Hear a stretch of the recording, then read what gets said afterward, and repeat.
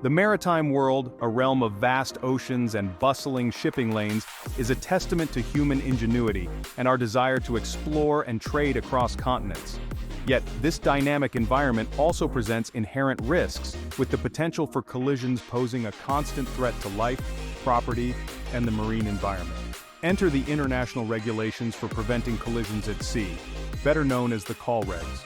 These regulations, established by the International Maritime Organization, serve as the maritime equivalent of traffic laws on land. From the smallest fishing vessels to the largest cargo ships, understanding and adhering to the COLREGs is not just good seamanship, it's a legal obligation. These rules dictate everything from who has the right of way to the lights and shapes vessels must display at night or in restricted visibility.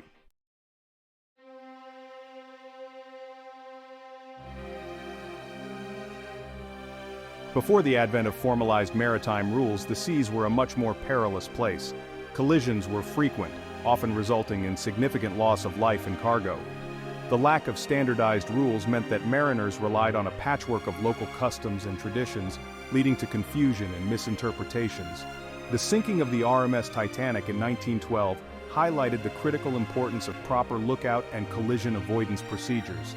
The Titanic disaster underscored the urgent need for a globally unified set of rules for maritime navigation.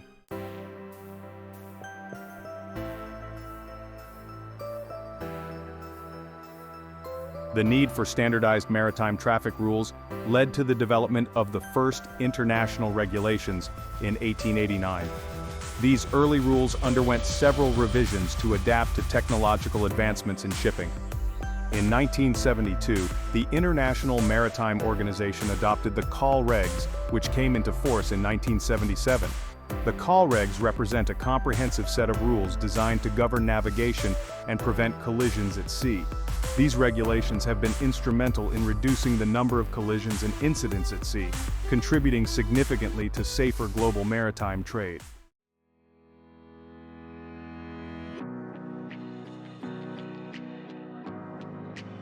Rule 1 of the COLREGs, titled Application, establishes their universal applicability. These rules are internationally agreed-upon standards that govern the movement of vessels on most of the world's waters. The COLREGs prevent chaos at sea by providing a consistent framework for navigation, regardless of a vessel's flag state. This universality is essential in a world where maritime trade connects nations and continents. Whether navigating the bustling shipping lanes of the English Channel or the open expanse of the Pacific Ocean, the same rules apply. Pleasure craft, fishing vessels, and even naval warships are bound by these rules. This universality establishes a common understanding and set of expectations for all mariners.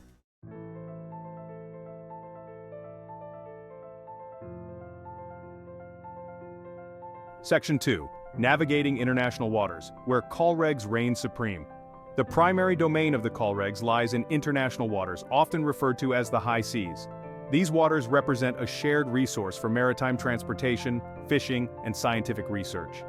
The absence of a singular governing authority on the high seas makes the COLREGs crucial for safe navigation.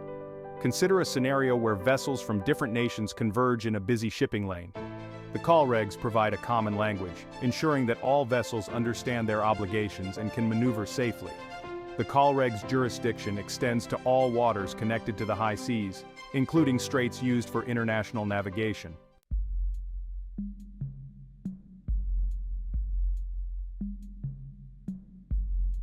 Section 3. Inland waterways and special situations.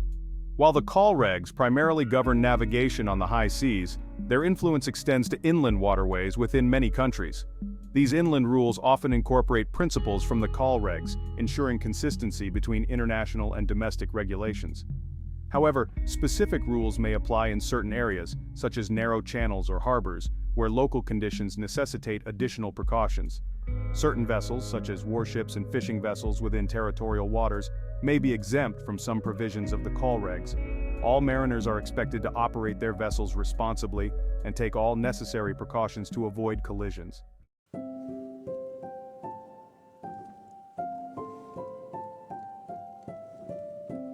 Section 4. Beyond the rules, good seafaring practices. While the COLREGs provide a comprehensive framework for safe navigation, they are not a substitute for good seamanship and sound judgment. The maritime environment is dynamic and unpredictable, requiring mariners to rely on their experience and training. The COLREGs emphasize the importance of maintaining a proper lookout at all times. This proactive approach is essential for identifying and responding to potential collision risks.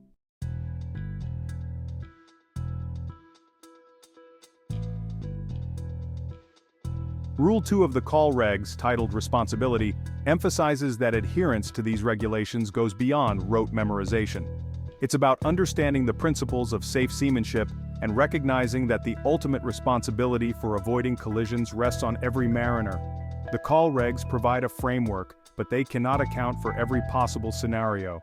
Imagine a situation where a vessel has the right of way, but the other vessel seems oblivious to the danger.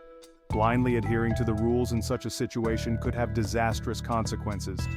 Rule 2 reminds us that mariners must always prioritize safety and take appropriate action to avoid a collision.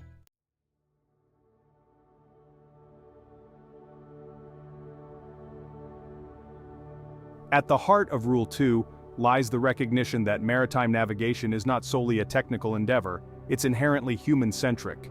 While the COLREGs provide a framework for safe navigation, their effectiveness hinges on the competence and judgment of the individuals operating the vessels. This human element introduces an inherent layer of complexity to collision avoidance. Factors such as fatigue, stress, and experience level can influence decision-making at sea. Rule 2 reminds mariners that they are not relieved of their responsibility to take all necessary precautions to avoid collisions.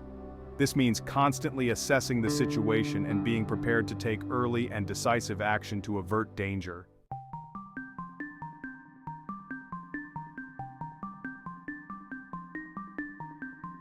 Rule 2 acknowledges that certain vessels, due to their size or operations, may have a greater responsibility to take early action to avoid collisions.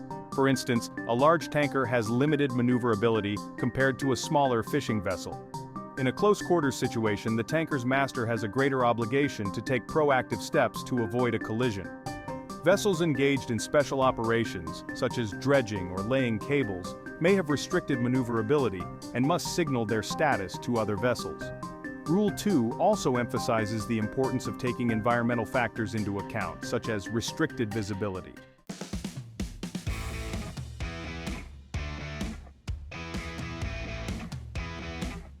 In essence, Rule 2 promotes a culture of shared responsibility at sea. While the COLREGs provide the rules of the road, it's the collective responsibility of all mariners to adhere to these rules and prioritize safety. This shared responsibility extends beyond individual vessels to encompass the entire maritime community. Shipping companies and maritime training institutions play crucial roles in ensuring vessels are seaworthy and mariners are well trained.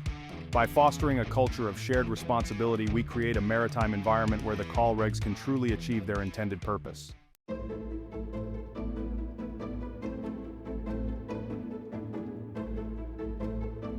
Before delving into the specific rules, the COLREGs begin by establishing a clear vocabulary.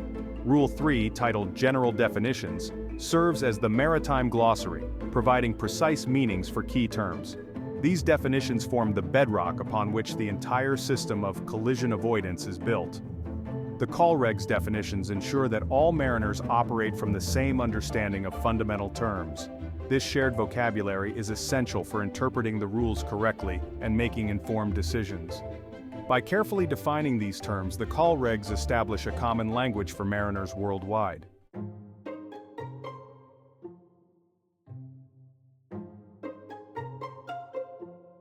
The term vessel might seem self-explanatory, conjuring images of ships sailing the high seas. However, the COLREGs define vessel as every description of watercraft, including non-displacement craft, wing and ground craft, and seaplanes.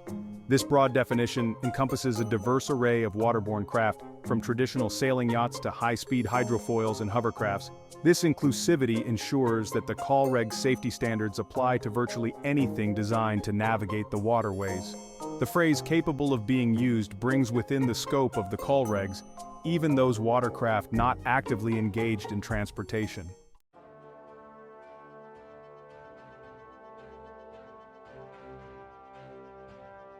Section 3, Power versus Sail, a fundamental distinction. A fundamental distinction in the COLREGs lies in the differentiation between power-driven vessels and sailing vessels. This distinction has practical implications for determining right-of-way and maneuvering responsibilities. The COLREGs define a power-driven vessel as a vessel propelled by machinery. On the other hand, a sailing vessel is defined as any vessel under sail, provided that propelling machinery, if fitted, is not being used. If the engine is engaged, the vessel is treated as a power-driven vessel under the COLREGs.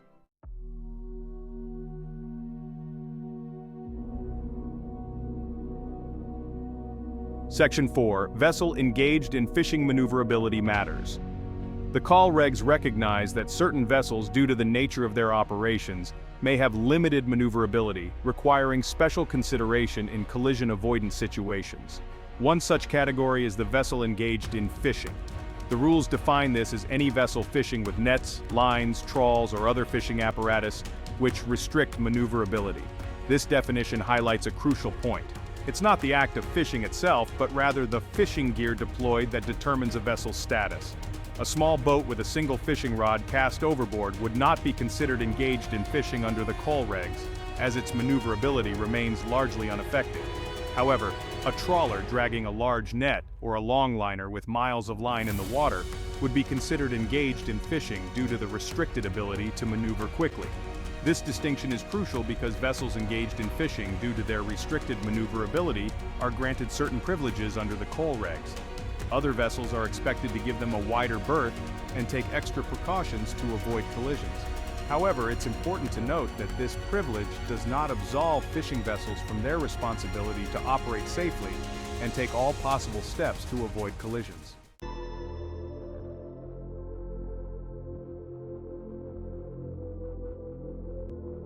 Section 5. Seaplane, taking to the skies and the seas.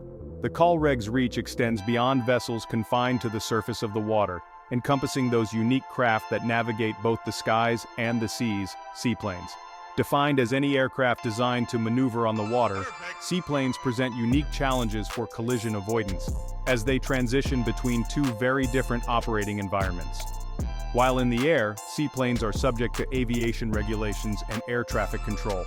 However, once they land on the water and begin to taxi, they become subject to the COLREGs, just like any other vessel. This transition between regulatory frameworks requires seaplane pilots to be well-versed in both sets of rules and to make a clear distinction between their responsibilities in the air and on the water. The COLREGs recognize that seaplanes, while on the water, may have limited maneuverability, particularly during takeoff and landing procedures. Other vessels are expected to give seaplanes a wide berth during these critical phases of flight and to avoid interfering with their operations. Section 6. Vessel not under command, a temporary but critical status. Imagine a vessel adrift at sea, its engines disabled, unable to maneuver. This is what the COLREGs classify as a vessel not under command. It applies to a vessel unable to maneuver as required by the rules. The key element is the inability to maneuver as required. This status is for vessels posing a significant hazard to navigation. It is temporary, applying only while the vessel cannot maneuver properly. Once resolved, the vessel regains its normal status.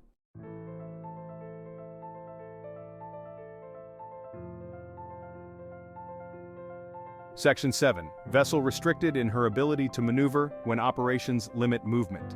Some vessels, due to their work, have limited maneuverability. These vessels can't maneuver as required by the rules and can't avoid other vessels. This includes vessels laying cables, dredging, or conducting underwater operations. They must display specific day shapes and lights to alert others. Other vessels should recognize these signals and give them a wide berth.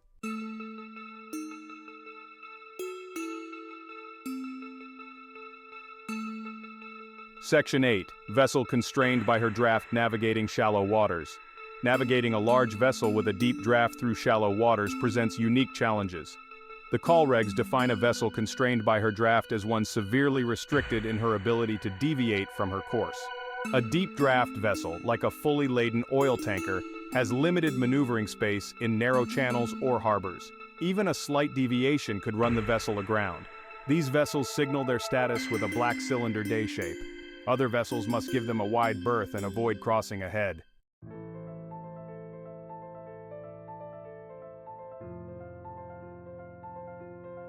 Section 9, Underway, a matter of motion and moorings. The term underway might seem self-explanatory. A vessel is either moving or it's not. However, the COLREGs provide a more nuanced definition, stating that a vessel is considered underway when she is not at anchor or made fast to the shore or aground. This definition hinges on a vessel's freedom of movement. A vessel at anchor, even if drifting slightly with the current, is considered stationary and therefore not underway.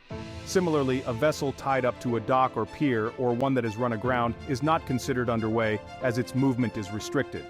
This distinction is crucial because the COLREG steering and sailing rules apply only to vessels underway. A vessel at anchor, for instance, is not subject to the same right-of-way rules as a vessel underway.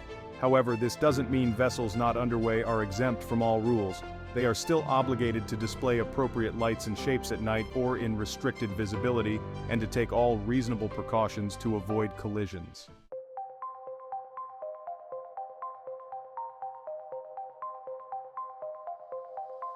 Section 10. Length and breadth dimensions that dictate responsibility. In the realm of maritime navigation, size matters. The COLREGs recognize this by defining length and breadth as key parameters for determining a vessel's responsibilities and maneuvering requirements. Length refers to the vessel's length overall, meaning the maximum length of the hull, including any protruding structures. Breadth refers to the vessel's greatest breadth, meaning the widest point of the hull. These dimensions are not merely abstract measurements, they have practical implications for a vessel's maneuverability and its ability to avoid collisions. A larger vessel, with its greater inertia, takes longer to slow down or change course compared to a smaller, more agile vessel. The COLREGs often use a vessel's length as a factor in determining its obligations. For instance, vessels over 50 meters in length have more stringent requirements for lookout and sound signal equipment compared to smaller vessels. Similarly, a vessel's length may dictate the minimum distance it must maintain from other vessels in restricted visibility or when overtaking.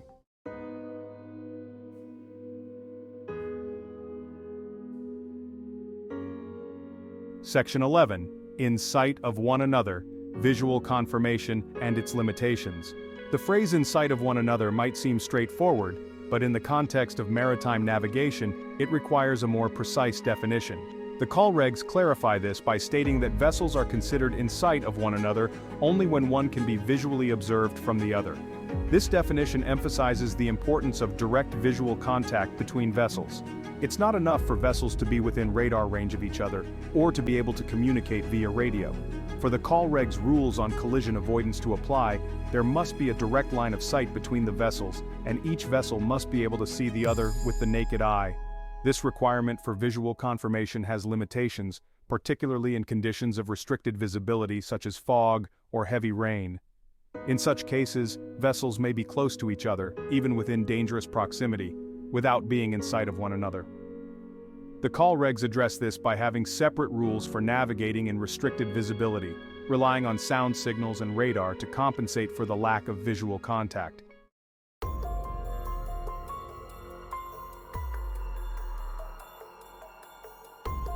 Section 12. Restricted visibility, navigating the unseen. The maritime environment is often unpredictable, with weather conditions changing rapidly. When visibility decreases due to fog, mist, falling snow, heavy rain, or sandstorms, the risk of collisions increases. The COLREGs address this challenge with specific rules for navigating in restricted visibility. Mariners must rely on radar and sound signals to detect other vessels and avoid collisions. Navigating in restricted visibility demands heightened vigilance and reduced speeds.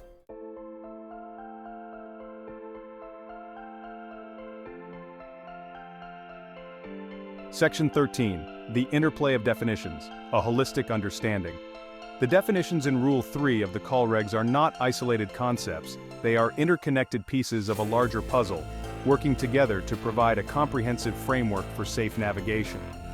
Understanding the interplay between these definitions is crucial for mariners to interpret the rules correctly and make informed decisions in real-world situations. For instance, a vessel's status as power-driven or sailing influences its maneuvering responsibilities in relation to other vessels. Similarly, the definitions of vessel not under command and vessel restricted in her ability to maneuver determine the actions required of other vessels to avoid collisions. The concept of restricted visibility further complicates matters, requiring a shift in reliance from visual cues to sound signals and electronic navigation aids. Mariners must approach the COLREGs definitions not as isolated pieces of information, but as a holistic system, recognizing how each definition influences and is influenced by the others.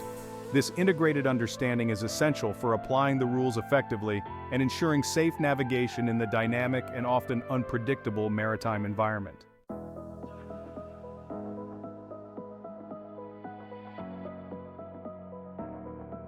Section 14. Applying definitions in real-world scenarios.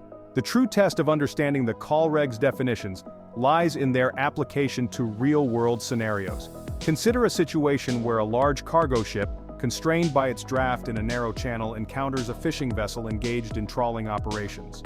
The cargo ship, due to its size and limited maneuverability, is obligated to sound the appropriate signals, indicating its status and intended actions.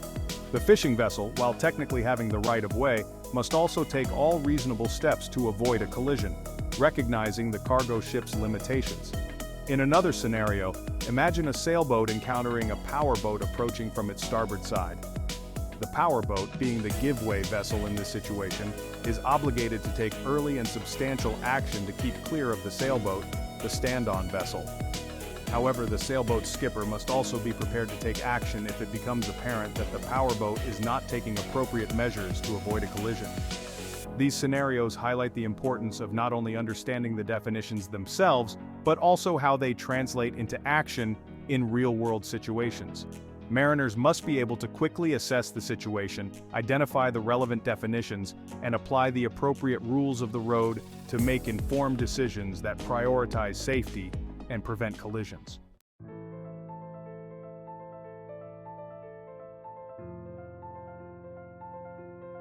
Section 15. From definitions to actions, the foundation of safe navigation. The definitions in Rule 3 of the COLREGs, while seemingly straightforward, form the foundational language upon which the entire system of collision avoidance is built. By clearly defining key terms, the COLREGs establish a common understanding among mariners worldwide, ensuring everyone speaks the same language when it comes to safety at sea. However, these definitions are not meant to be merely memorized. Their true value lies in their practical application, in guiding mariners' actions and decisions in real-world situations. By understanding these definitions, recognizing the status of their own vessel and others, and applying the appropriate rules, mariners contribute to a safer and more efficient maritime environment for all. The definitions in Rule 3 are just the beginning. They set the stage for a deeper dive into the specific rules and regulations that govern steering and sailing, lights and shapes, sound signals, and actions to take in restricted visibility. By mastering these foundational definitions, mariners equip themselves with the knowledge and understanding to navigate the complexities of the COLREGs and ensure safe passage for themselves and others on the water.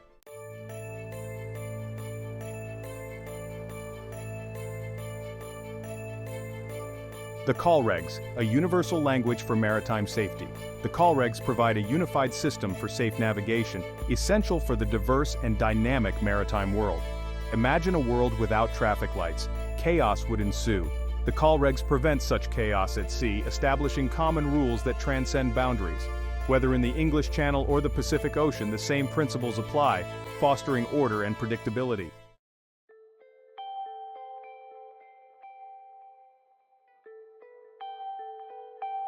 Section 2. Lifelong learning on the open seas. Mastering the COLREGs is not a one-time achievement. It's an ongoing journey of learning, adaptation, and refinement. The maritime environment is constantly evolving, with new technologies, changing traffic patterns, and ever-present environmental challenges. Mariners must remain vigilant, continually updating their knowledge and skills to navigate these complexities safely. The COLREGs themselves are not static. They are living documents, subject to periodic revisions and amendments to reflect technological advancements and evolving maritime practices. Staying abreast of these changes is essential for mariners to ensure their knowledge remains current and relevant. Beyond formal training and certification, experienced mariners often emphasize the importance of practical experience and hands-on learning. Each voyage presents unique challenges and opportunities to apply the COLREGs in real-world situations, honing judgment and decision-making skills. The pursuit of maritime safety is a never-ending voyage. By embracing the COLREGs as a foundational framework, committing to lifelong learning, and fostering a culture of shared responsibility on the water, we can collectively ensure that the world's oceans remain a vibrant and safe realm for generations to come.